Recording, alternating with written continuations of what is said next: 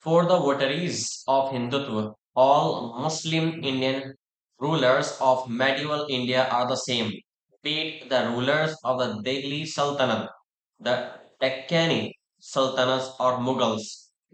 Their names are incidental, even superfluous.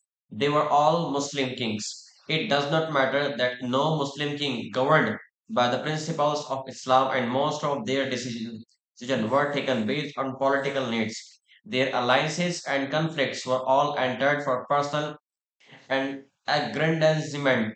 No king begged a jihad, a crusade. The fight was not uphold the supremacy of the any faith, but no expand fiefdom, kingdom, or empire to the rebel housing Hindu region. It matters not that there were Muslim commanders of Hindu armies and Hindu governors in charge of the so-called Muslim armies. For instance, Raja Raj Singh led Aurangzeb's armies against Shivaji, just as Raja Man Singh had led the Mughal forces against Rana Pratap in the time of Akbar. At the same time, Hakim Khan led Rana Pratap's forces against the Mughals. Violence was a regular feature of the pre-modern Indian kingship, and there were no religious divisions when it came to violence. All kings, all dynasties were violent, right from the Nandas and Mauryas to the Sultanate and Mughals, everyone. From Kalinga to Panipat, the story was same. However, these facts are from the discerning for the Hindutva proponent with a clear agenda of the we and they. The important basis for distinction is the name of a Muslim king.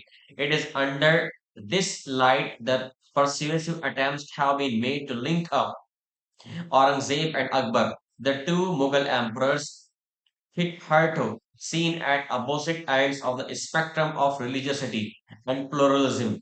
The former had historically have been projected as a bigot, the man who charged jizya, demolished temples, and withheld state patronage to arts and cultures. The latter has been hailed for the breadth of this vision, his ability to form matrimonial alliances with the Rajputs, taking their princes in marriage while they remained practicing Hindus, initiating a dialogue with priests and practitioners of all faiths, even collecting the best principles of the various religious dominations to come up with Deen Ilahi, a new faith that sought to appeal to the broader instincts of the educated.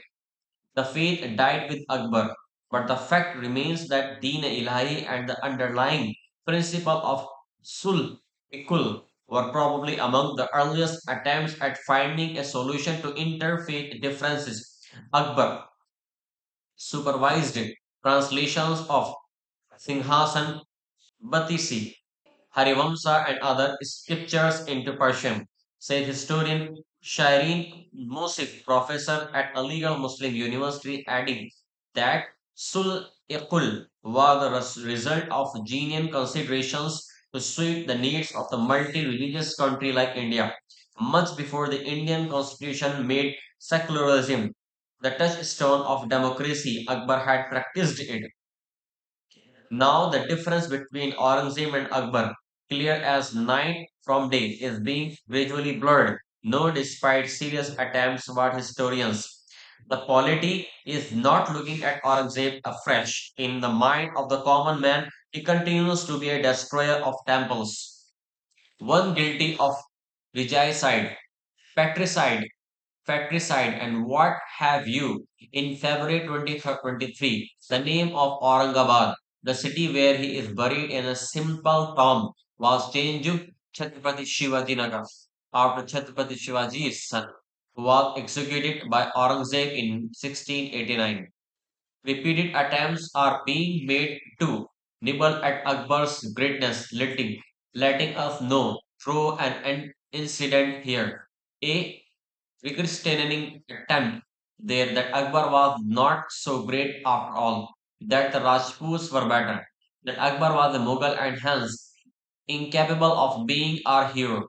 The attempt is not only to rewrite history but also to deprive contemporary Muslims of their heroes in those actions they could take pride, and icons they could quote in conversations as their contribution to the nation. The history books about the Taj Mahal or the Ajmer fort are actually not isolated or spontaneous utterings of the loose cannon, but a deliberate folly. Take the sheen of the accomplishments of the Mughals and by extension modern day Muslims who are now held accountable for all the battles and bloodshed of the past. In the grammar of Hindutva, votaries, you see every Muslim king was a Mughal and every Indian Muslim of modern India is responsible for failures and sins of the Mughals. The derogatory Babar ki aulad, a term often heard since the Babri Masjid Ram Janmabhoomi dispute stemmed not just from a political mindset but a much deeper and division ideology.